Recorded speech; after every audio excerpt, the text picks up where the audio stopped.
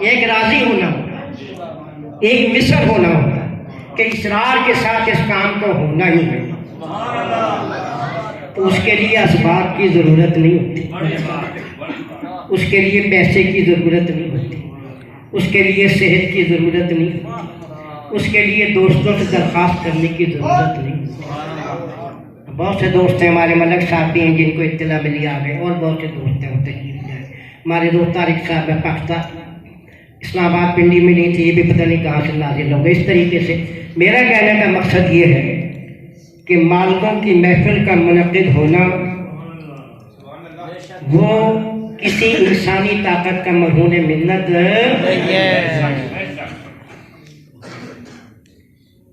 رب بہت بڑا قادر و قدیر ہے، اپنے محبوب کے ذکر بھی کرانا جانتا ہے، اپنے محبوب کے پیارے کا ذکر کرانا بھی جانتا ہے، اور جن سے وہ راضی ہے ان کا ذکر کرانا بھی جانتا ہے، ان کا بھی ذکر کرانا ہے۔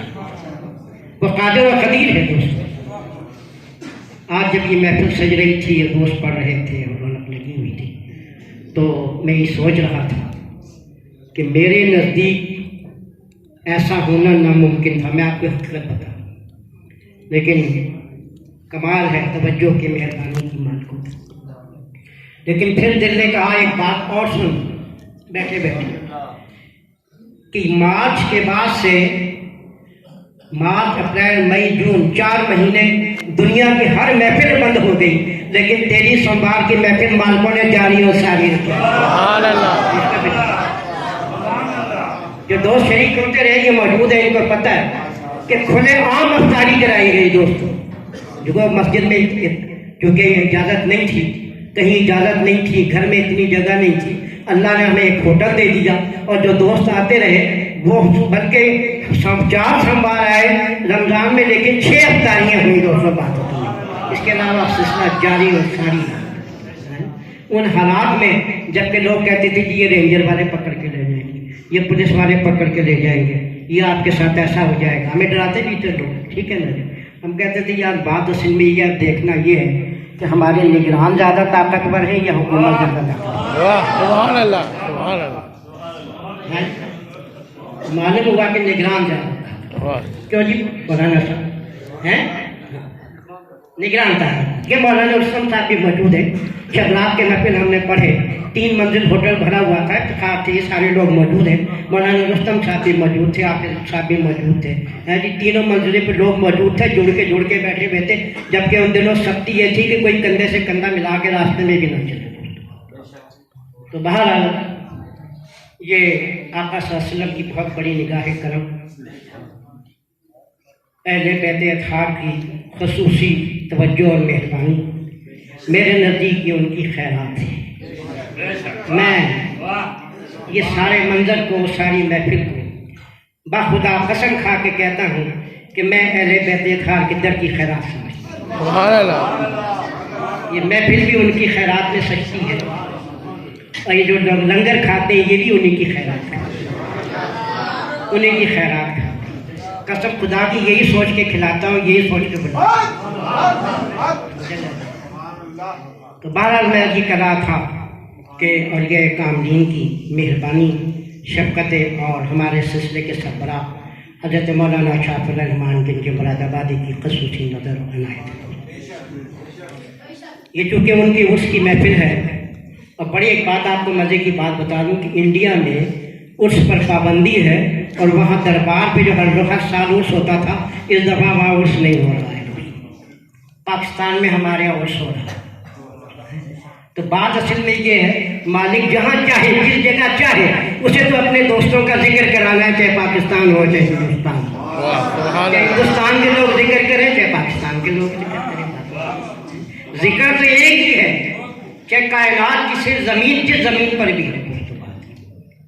کیونکہ انڈیا میں کرونا کی وجہ سے بڑی سختی ہے، اس لیے وہاں پہ پابندی۔ بہرحال دوستو، حضرت مولانا شاہ الرحمان کے لیے مراد آبادی، آپ کے والد جو تھے وہ اولاد نرینہ سے محروم تھے، آپ کے جد اعلیٰ جو تھے مصباح العاشقین، وہ سب سے پہلے یہاں تشریف لائے تھے، وہ حضرت خواجہ گیسو دراز رحمۃ اللہ تعالیٰ علیہ کے خلفاء میں سے۔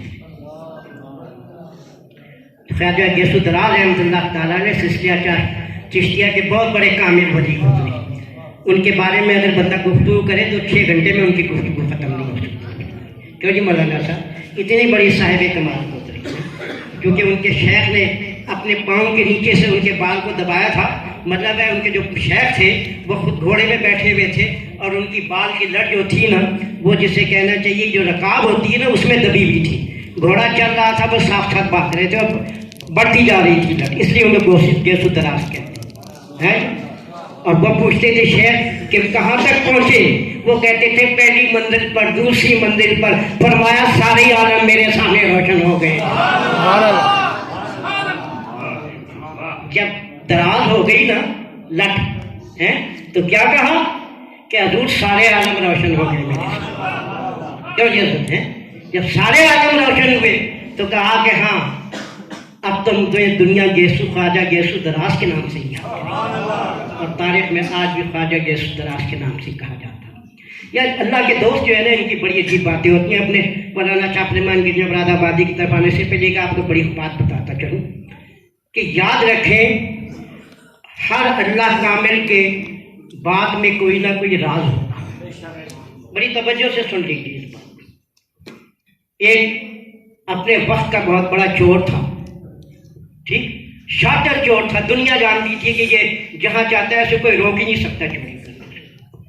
تو وہ ایک ولی کامل کے پاس چلا ہے, کہنے لگا حضور میں آپ کا مرید ہونا چاہتا ہوں, شرط ایک ہے کہ چوری نہیں چھوڑوں.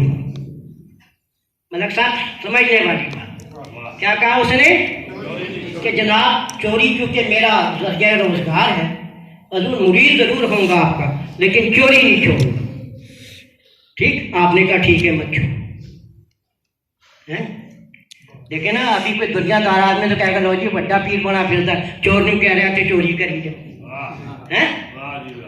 لیکن کسی نے کچھ نہیں کہا. آپ نے اسے کہا کہ ٹھیک ہے تو چوری کر, میں تجھے نہیں روکتا, لیکن ایک میری شرط ہے کہ تو جہاں جائے گا انصاف کرے گا. کیا کرے گا؟ بڑے غور سن لیں, اگلی بات کی طرف آپ کو بات کا بڑا مزہ آئے گا کہ جہاں تو جائے گا انصاف کرے گا. اس نے کہا شیخ ہاں یہ وعدہ کر سکتا ہوں.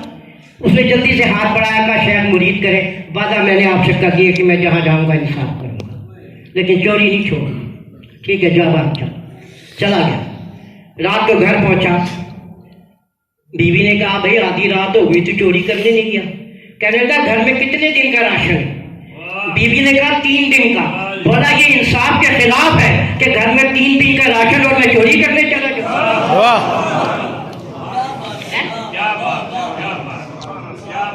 گھر میں 3 دن کا راشن ہو اور میں چوری کرنے چلا جاؤں. اس نے کہا اچھا چل ٹھیک. تیسرا دن ہوا. بیوی نے کہا مال متا ختم ہو گیا. اس نے کہا ٹھیک چلا چوری کر.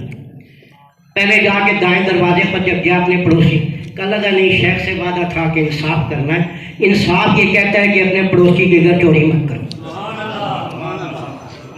بائیں طرف گیا وہ بھی پڑوسی. اب دائیں ایک مکان دوسرا مکان, جس مکان پہ جاتا تھا کہتا تھا انصاف ہی کہتا ہے پڑوسی کے پڑوسی ہے, پڑوسی کا پڑوسی ہے, پڑوسی کا پڑوسی ہے, لہذا ان کے گھر چوری نہیں کرنی. اس نے کہا انصاف کا تقاضا یہ ہے کہ نہ پڑوسی کے گھر چوری کرو نہ پڑوسی کے گھر چوری کرو. بھائی صاحب اس نے چوری نہیں کی. اس نے سوچا کیا کروں, بچوں کا پیٹ تو پالنا ہے. اس نے کہا چلو شاہی خزانے میں چوری کرتے ہیں. اس نے کہا بادشاہ میرا پڑوسی ہے نہ میرا اس سے کوئی تعلق واسطہ ہے, وہ بادشاہ ہے تو اپنی جگہ ہے. ٹھیک, اس نے جا کے شاہی خزانے میں ڈاکہ ڈالا چوری. اب کیا ہوا شاہی خزانے میں جب وہاں پہنچا بس سونے کی اینٹوں کے ڈھیر تھے, ہیرے جواہرات کی بوریاں بھری ہوئی تھی, بہت کچھ بھرا ہوا تھا.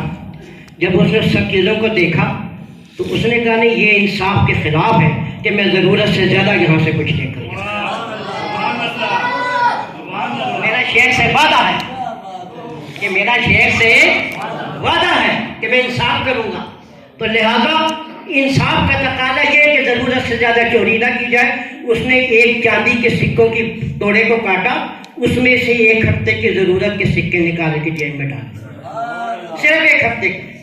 اس نے کہا یہ انصاف کے خلاف ہے کہ 1 ہفتے سے زیادہ کا بندہ چوری کرے. 1 ہفتے گزارا کر سکتا ہے بندہ. وہ آ گیا. اب صبح کو شور مچ گیا کہ جی شاہی خزانے میں چوری ہو گئی. सब चोरों को पकड़ा गया, उसको भी पकड़ लिया गया। बादशाह ने जब उसका नंबर आया तफ्तीश का, तो बादशाह ने कहा सुना तूने चोरी की? उसने कहा हाँ। उसने कहा एक बात बता, जब तू वहां तक पहुंच गया तो वहां पे हीरे भी थे, जवाहरात भी थे, अशरफियाँ भी थी, सोने की ईंटें भी थी, चांदी के तोड़े भी थे, लेकिन तूने कुछ नहीं उठाया, चंद सिक्के तू चांदी के लेकर चला गया। इसकी क्या वजह है? तू सब कुछ ले जा सकता। उसने कहा बादशाह सलामत, बात यह है कि इंसाफ का मेरा वादा अपने शेख से था, और इंसाफ ये कहता है कि ज़रूरत से ज़्यादा कभी चोरी नहीं करनी चाहिए, कि ज़रूरत से ज़्यादा चोरी नहीं करनी चाहिए। बादशाह ने कहा अच्छा। बादशाह ने कहा पहला मेरा इंसाफ तो ये है कि जा मैंने तुझे ये चोरी माफ की, जब तूने इंसाफ किया तो मेरा इंसाफ सुन। और फिर उसने वजीर को बुलाया, उसने कहा इसने इंसाफ किया चोरी करते हुए, और मेरा इंसाफ ये कहता है कि इसका माहाना खर्च पता कर लिया जाए, उतना खजाने से हर महीने इसके घर पहुंचा दिया जाए ताकि इसे आगे चोरी की जरूरत ही ना करे।